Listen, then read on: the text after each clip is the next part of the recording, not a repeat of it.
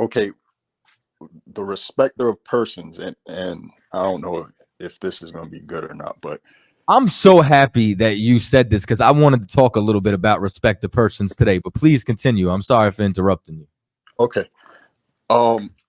Now, would it be considered respect of persons, right? Because I've seen a lot of Israelites do this, and it for somebody like me who's like following you guys, you know, trying to get this knowledge and stuff of the truth, like before I even got to you guys, like there, you know, I guess to just to cut it short, you know, from an outsider's point of view, when we see Israelites, everybody thinks that y'all are all connected, kind of like them dress wearing Muslims. If you had a Muslim that was wearing a dress, say in LA, and say he goes to New York and he sees another Muslim wearing that dress, he'll probably, you know, they'll probably have some people will probably say, okay, well they're affiliated with each other, right? So from a worldly look, so like trying to even just the fact of even getting to solely focus on what you guys are teaching, there's a lot of like noise out there and stuff, right? And the respect of a person thing came in because I seen a lot of groups, because you know how the YouTube algorithm goes or whatever. If you look at a particular subject of something, then you're going to get like a slew of things probably circumventing that particular subject or whatever. And that's what happened. So I never looked at the IUIC stuff ever, and I'm glad that you guys like put out stuff there to like expose them and stuff like that, because the thing that put me off about them was is the colors. It was purple and gold, and those are like and it's not like it's one person. It's like, why is this a uniform? Like, are we Catholic? Everybody got to look the same, right? And it's those colors, is specifically those colors. I never watched them. You know, I never knew, just because of the colors, and that was because it's like those fraternity colors, like them right? Q dogs, and I know the gay shit that they do. So I was like, nah, already. But there were other groups out there, and I was like, okay, well, they all must say the same thing. And, you know, after, you know, a long time now, I realized that you guys aren't saying the same thing. But what I noticed is that the respect of a person thing that I was talking about is like, I don't know if this would apply to it, but for when they describe like Israelites are scattered all over the globe and everything, I understand that, because I remember, I believe it was you or Captain Tazariak said, you know, like Dennis Rodman has a lot of brothers and sisters out there in Vietnam, I believe it was. So, and I understood that, you know, it's being scattered all over the globe. Right. But when it comes to Africa, it's like, I noticed like certain individuals, or certain groups, they still have that romanticism for it, because they'll say, okay, well, we're not African, i.e. Hamites. And I understand that's the correct terminology for it. But if they were to talk about saying, oh, well, we're not Asians, they don't say, well, we're not like, I guess, what is it, Moab? They wouldn't say, oh, well, not Moab or not. You know, they don't throw that little caveat in there. And I want to know, like, why is that specifically? Okay. For a couple of reasons, right? And it's a good question. Because one, it's easier to differentiate a Asian and a so-called African American than it is for people who still got the world over their eyes in comparison to a quote unquote African American and African. Because it's there's certain things that don't have to do with indoctrination that they're easier to see. Like, for example, there's no indoctrination on classism. You know what I'm saying? So it's very easy for us to see rich and poor, and it's something that affects us so closely. So the rich are always going to be aimed at the poor because there's no indoctrination towards it. It's kind of like you remember the people with the submarine, the submersible that yeah. You know what I'm saying? I've never seen so many people galvanized against a particular group of people, and race started to come out where people would say, wasn't no black people on the sub, wasn't no Latinos on the sub. Oh, y'all running out of air? Don't worry, it'll trickle down. you know, trickle down, like they say, the trickle down economics. Exactly. So it's like what I noticed from that is we don't see race because of indoctrination. We think that, you know, the conversation of race should go out the window and we are the world and we should be a rainbow. But because there's no indoctrination on classism, we can see that very vividly, and the poor do not respect the rich inside of situations like that. But we've been indoctrinated with the idea that quote unquote African Americans come from Africa, that's where your family is. You have propaganda like ancestry.com, connect to your people. When I seen a cat swab a damn lizard and send it in, and the lizard came from Africa, you know what I'm saying? So because of that, our people have an affinity there for two reasons. One, the propaganda pushing towards it, and two, because we're trying to hide ourselves among the garden. Like when Adam and Eve, right, when they went and covered themselves in fig leaves, you know, why does you know what I'm saying, a sniper wear the camo nets?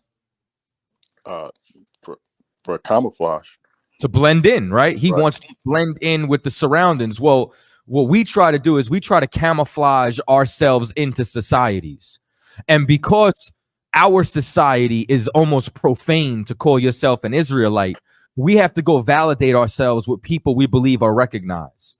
And no one denies the Africans from being a nation because they have their own sovereign countries. They have their own nation. They have their own language. So instead of looking at the Israelites, you understand, in Flint who don't have water, instead of looking at the Israelites we know in Brownsville, instead of looking at the Israelites we know that are in Baltimore, which Baltimore, they said, is worse than some third world countries over there. You know what I'm saying? Some of the wards over in Louisiana. You know what I'm saying? Like, we're so impoverished over here. Nobody looks at us, but they want to go find some kente cloth wearing, you understand, African slave trader and connect them to Israel, some lost tribe on the other end of the world, when the bulk of our captivity is here.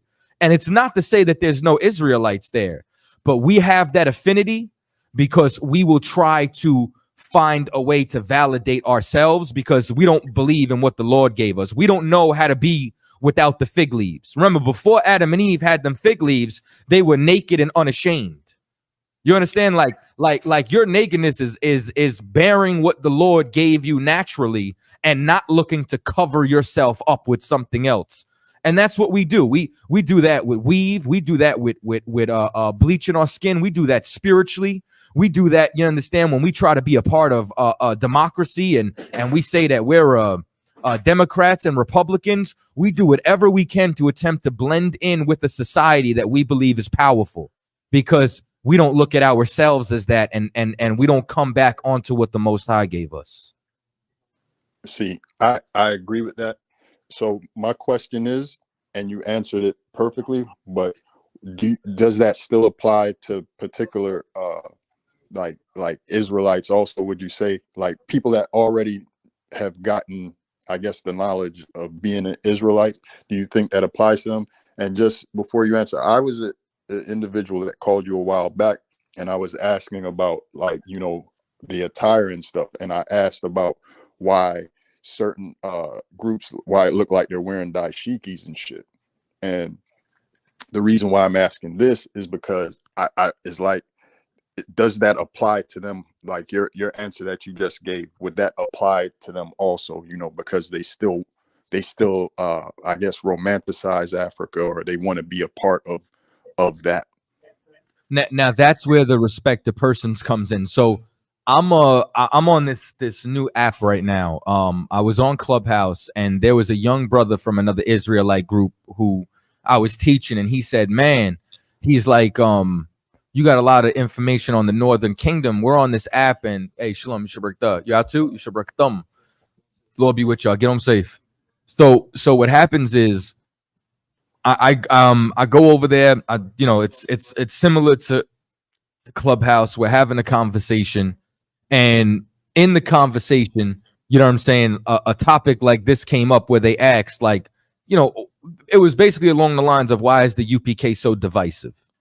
And I said, well, one, we have to protect our reputation because we don't want to be associated with those that unalive Joy Morgan. We don't want to be associated with those who say you could sexually abuse 12-year-old girls. You know what I'm saying? We have to protect ourselves from people who are using the banner of being an Israelite but not living it properly. And the people that you mentioned, if they're going over there, they have false preconceived notions or a false doctrine. And what I said to them is, I had a question, right? One of them brought up interracial marriage and said, yeah, I can't get down with an Israelite group who says you could sleep with heathens. And then I said, well, they're not in the truth. And all of a sudden it was like, oh man, we can't say that. And I said, y'all have a respect of persons. I said, you look at somebody and you believe that because they have a title that they're correct and you can't speak against them. I said, is there interracial marriage in the church? They said, absolutely. I said, so I can speak against them and they don't have the truth. Correct. I said, is sleeping with a heathen the truth? They said, no. I said, so how does someone who identifies as an Israelite saying that have the truth?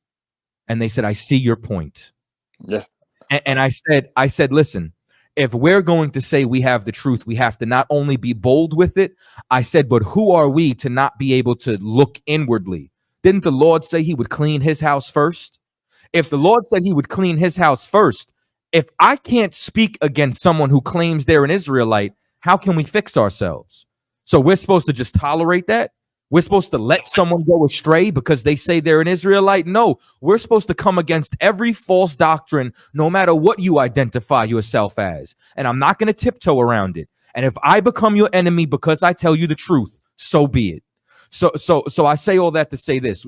Your question is rooted in the fact that because someone calls themselves an Israelite, they're valid. I'm going to explain this to you. Mm-hmm. I don't have respect of persons. And this is what I know. I know my pedigree. I know Commandant General YAHANNA studied at the foot of the 7 heads. I know he was given charge of this school. I know he's deeper in the game than any other Israelite group out there trying to run with a banner or doctrine that you understand that they've taken from One West. And this is what else that I know. You understand? Which is just something extremely simple. You understand that when it comes down to it, I had oil poured on my head from a priesthood, and you don't leave a priesthood. I don't know who poured oil on your head. So someone who identifies as an Israelite, you are my brother.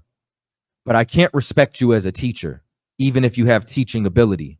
I can't respect you as a prophet because you did not come through the guild that I came through. You didn't come through, you understand, the tutelage that I came through. You didn't pass the examination I passed. You didn't graduate Hebrew Academy. You didn't shut your mouth for months on end and carry camp equipment. You didn't earn your stripes like the men I labor with. So while I look at you as a brother, I cannot look at you as a man of God because you are not within my gate. I don't know you. And for anybody else out there, continue to search. Like if you're searching, brother, search. Don't believe me. The scripture says try all the spirits. What you're going to find out, though, is if you're sincere, is that this is the home of the truth. And that's the best thing I could tell you.